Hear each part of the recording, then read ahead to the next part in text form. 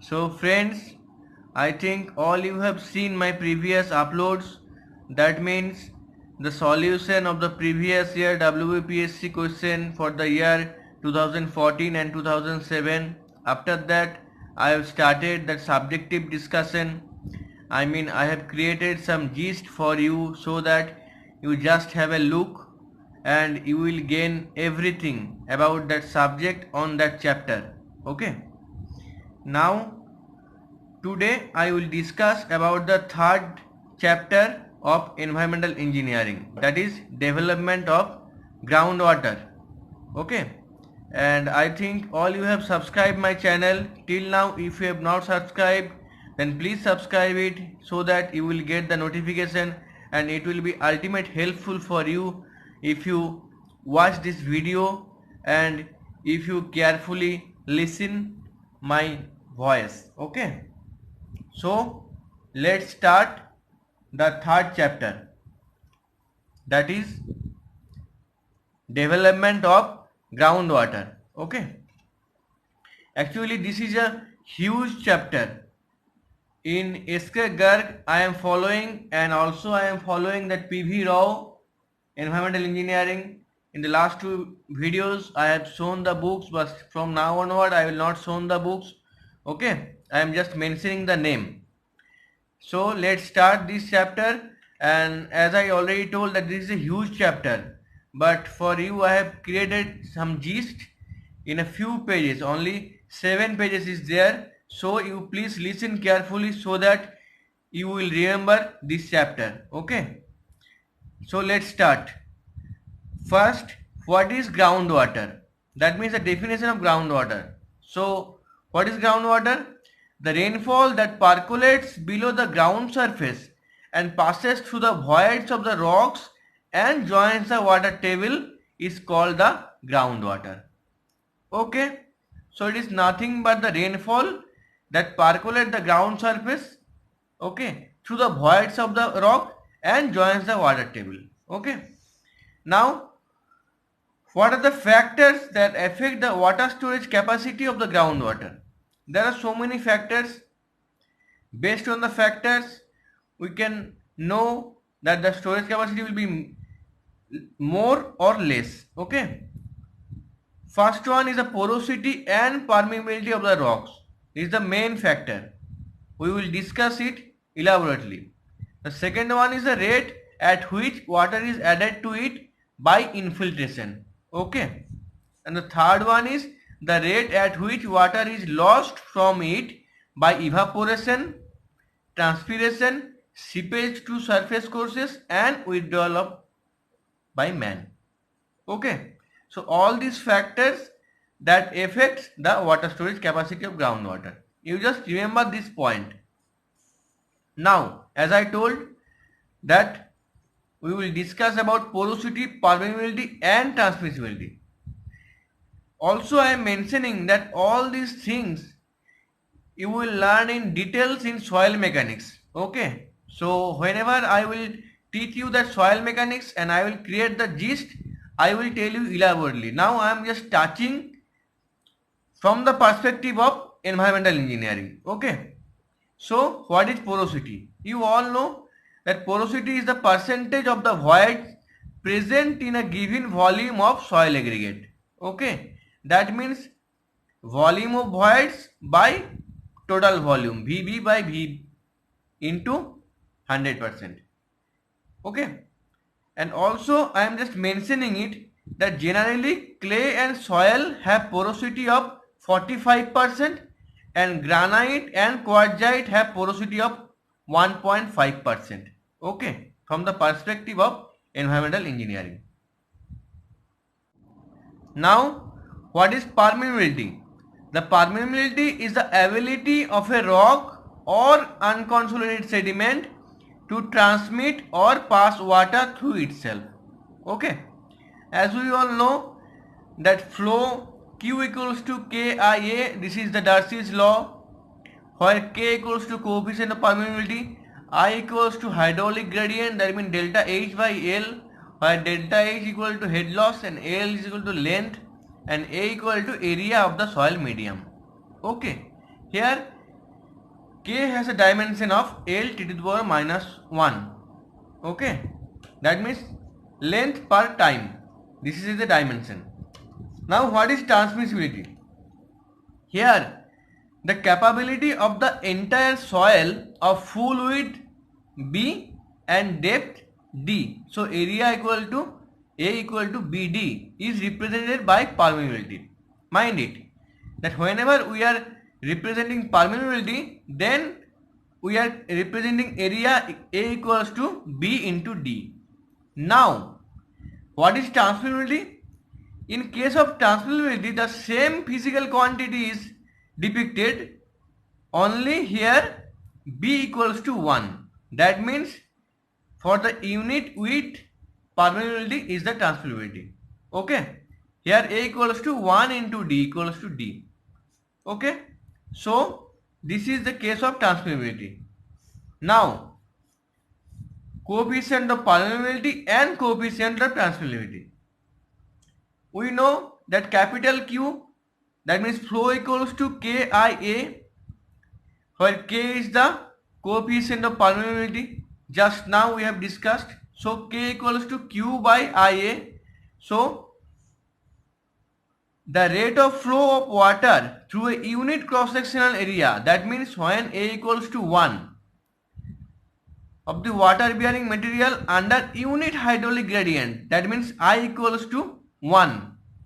Okay, at a temperature of 20 degree centigrade is called coefficient of permeability. Actually here temperature is mentioned to account of the viscosity, because you know that the permeability is related to the viscosity also. So for a standard definition it is being mentioned. So whenever I equals to 1, A equals to 1, then K equals to capital Q. So the rate of flow will be then the coefficient of permeability. K will be equal to Q. So as I told that it has a dimension of L T to the power minus 1. So it has a unit of centimeter per second. Okay, in CGS unit. Now the case of coefficient of transmissibility, T. Similarly, the ratio of flow of water through a vertical strip of the water bearing material, that means aquifer, of unit width, as I previously told, that B equals to 1, and full depth, that means full D, under unit hydraulic gradient and at a temperature of 20 degree centigrade is called coefficient of transmissibility. Okay, so the only difference here is it is considered for a unit width. Okay, and full depth likewise coefficient of permeability. Okay, and you just remember this expression that T equal to K into small d, where K equals to coefficient of permeability and D equals to depth. So you can understand that we know that the dimension of K is L to the power minus 1. So it will be dimension of L to the power minus 1 into L, that means L square to the power minus 1. So its unit will be centimeter square per second. This may asked in your examination. Okay, WPSC, AE or JE, both the examination it may be asked. Okay, now another definition come, that is specific yield and specific retention. What is specific yield? The volume of groundwater extracted by gravity drainage from a saturated water bearing material is known as the yield. Okay, so you can understand that suppose there is some saturated water bearing material. Okay, so from that some amount can be extracted, so that amount is called yield. Now what is specific yield? That is volume of water obtained by gravity drainage by total volume of the material drained or dewatered. Okay, into 100%. So that is the expression for specific yield. Also the specific retention, the quantity of water retained by the material. here you can understand that what is extracted by the gravity drainage, but here what is retained. So you can understand that some amount is retained and some amount is extracted. Retained plus extracted will be the total volume. Okay.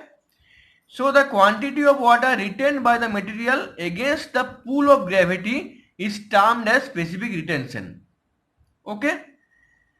So specific retention equals to volume of the water held against the gravity drainage divided by total volume of material drained. So you can easily understand that total volume of material drained will be volume of water held against gravity drainage plus volume of water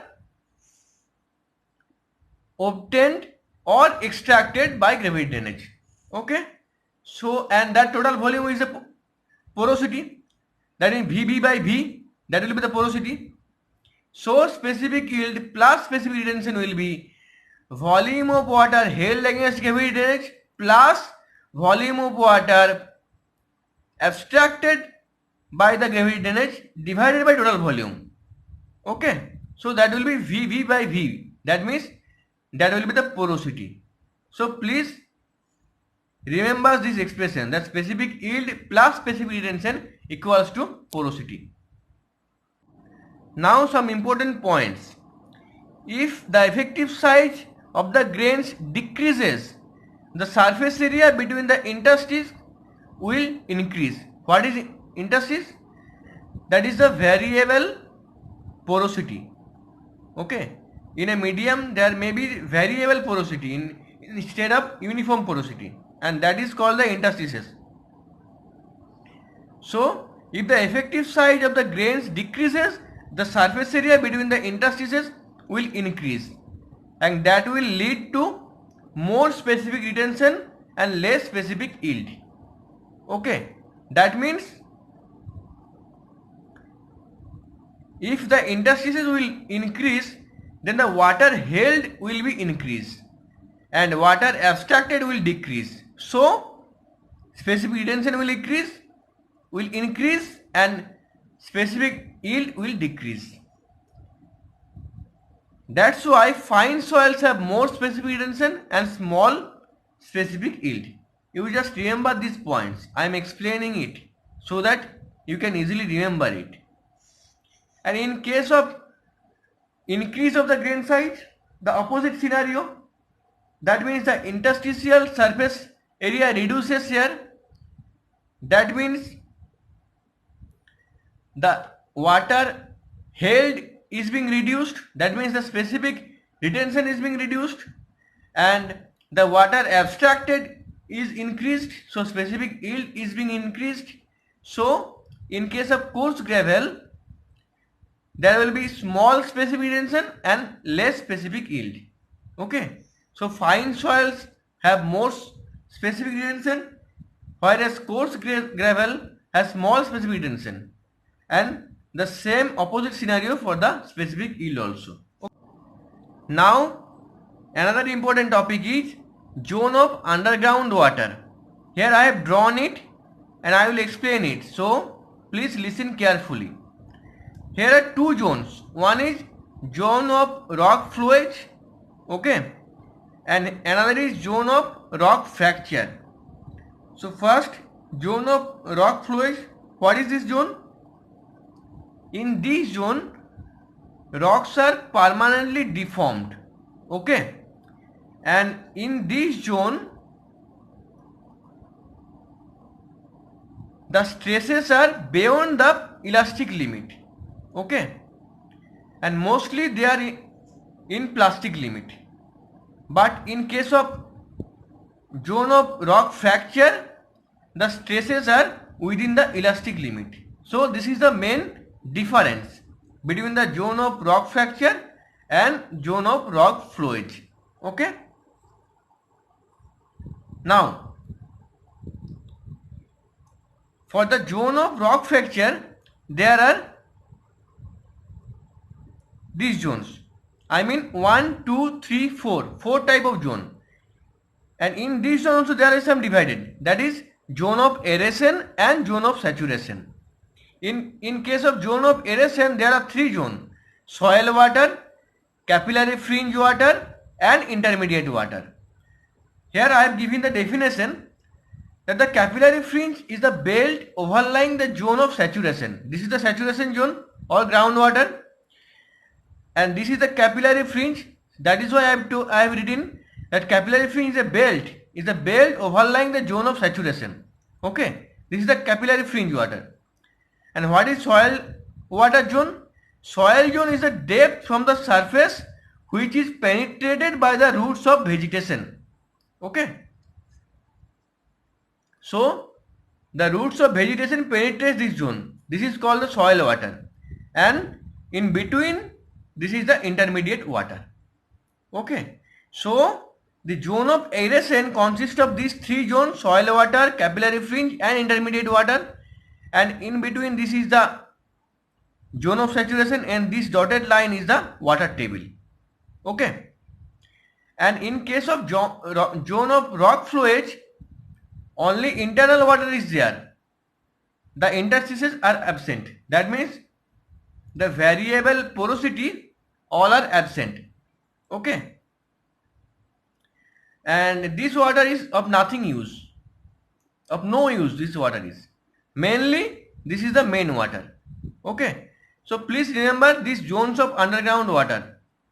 You may be asked in the question that what are these zones, or I mean what is the meaning of zone of rock flowage and the zone of rock fracture, how many zones are there. Okay, and this zone of saturation, zone of aeration, you please remember this term. Okay.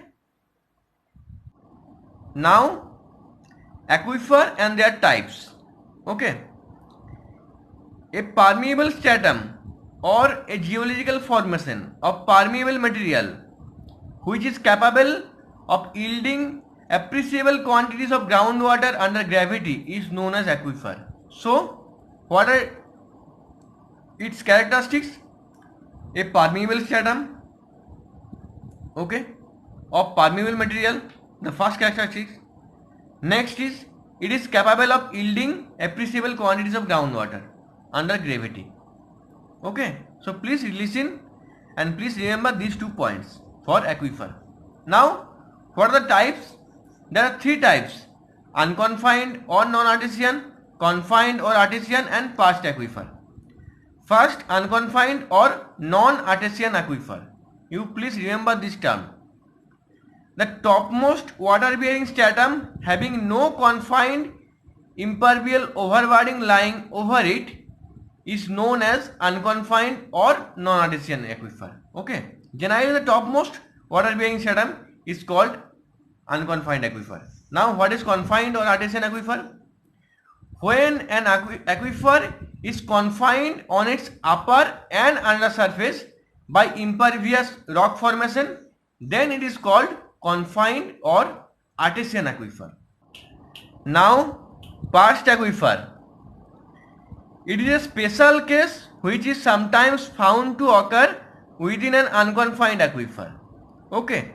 So remember that past aquifer is a special case which occur within an unconfined aquifer, not confined aquifer. Okay.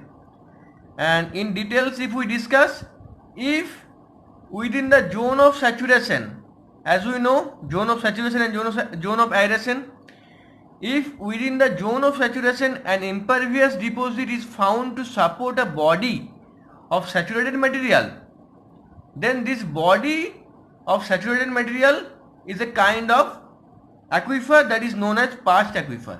Okay. So it is nothing but a body of saturated material. Okay. So I am repeating that whenever an impervious deposit is found to support a body of saturated material, then this body of saturated material will act as an aquifer, and then this type of aquifer will be known as a past aquifer. Okay. So you please remember all these terms. It will be utter helpful for all of you. Now I will discuss about some definitions. In short, first, aquifuge. What is aquefuge? It is a geological formation that is neither porous nor permeable. Hence, neither contains nor yields groundwater. Okay. So that is aquefuge. It is neither porous nor permeable. That means neither contains water or yields groundwater. Example is granite rock. So granite rock is an example of aquefuge. Next is aquitard. It is a geological formation that does not yield water freely to wells due to its lesser permeability, but seepage is possible through it. Okay. So what are the main points? That is, it has lesser permeability, so it does not yield water freely to wells, but seepage is possible through it. Okay. So that is called aquitard. So in case of aquefuge, it is neither porous nor permeable.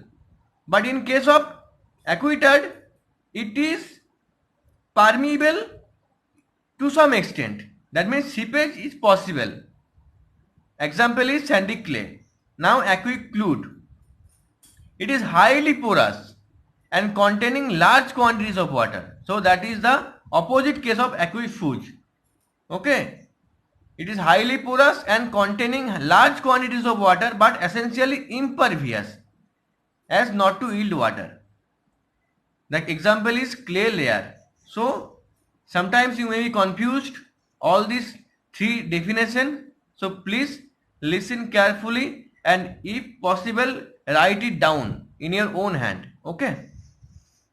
Now specific capacity. Specific capacity of well is a rate of flow from a well per unit drawdown. Okay.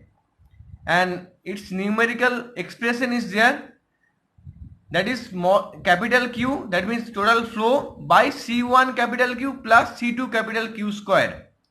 Where C1Q is the aquifer loss and C2Q square equal to well loss. You just remember this term. This will be sufficient. And ultimate expression for specific capacity is C1 plus C2 into Q. Where C1 and C2 are the constant. Okay. So specific capacity is nothing but the rate of flow from a well per unit drawdown. Okay. Now storage coefficient. It is equal to the volume of the water released from an artesian aquifer, that means confined aquifer, okay, of full height and unit cross sectional area. Mind it, that unit cross sectional area when the piezometric surface declines per unity, that means per unit drawdown. Okay. So artesian aquifer of full height and unit cross sectional area, then the volume of water released per unit surface decline, that means piezometric surface decline, that is called the storage coefficient. Okay. If you listen it 2 or 3 times or if you write it down after listening one time, then you will easily remember it. But please remember this term. This will be most helpful for you. Now various forms of underground sources. I am just mentioning it because it is not possible to discuss all the thing and it is also not important all the things in examination, but you should at least listen this term. Okay. So the various form of underground sources are infiltration galleries or horizontal wells, infiltration wells, springs, wells, including tube wells. Okay. So please remember these 4 forms of underground sources. Now I am discussing only some topics on tube wells because I have seen that in some examination some question on tube wells are being asked. So I am only discussing about tube wells. The types of tube wells, those are cavity type tube wells and screen type tube wells. Cavity type tube wells are used only for small supplies, that means no domestic water supplies it may be used. Okay. And screen type tubewells are widely adopted and extensively constructed in our country, particularly for irrigation purposes. Okay. So remember, these cavity type tubewells are used only for small purposes, that means small supplies or the domestic supplies, and screen type of tubewells are widely used in India, particularly for irrigation purposes. Screen type tubewells are of two types. One is strainer type tubewells and another is slotted pipe gravel packed tubewells. And these strainer tubewells are generally unsuitable for fine sandy strata. Okay, because fine sandy strata may choke the mesh, because there are so many mesh in the strainer tube. Okay, so this is unsuitable for fine sandy strata. You just remember whatever I am mentioning. That will be sufficient for you. Now, spacing of tubewells and life of a tubewell. What is spacing of tubewell? On an average, a tubewell is located in 1.5 square kilometer. Okay, and a normal tubewell lasts for about 15 to 20 years. So please remember only these two lines, that will be sufficient. Now, yield of unconfined and confined aquifer can be computed by Thiem's formula and Dupuit's formula. Okay, and you will read in detail in soil mechanics about this Thiem's formula and Dupuit's formula. Okay, so from the view of environmental engineering, I am not discussing about this. So this is the thing which covers the groundwater chapter. So friends, I think you are listening these topics very carefully, and believe me, if you listen carefully and if you take your own note, then it will be mostly helpful for you. And if you are liking my videos, then please share it with all your friends and please subscribe the channel so that you will get the notification for the upcoming videos. Next time, next day, I will come with another video on environmental engineering. Okay, so thank you very much and all the best for your future endeavor.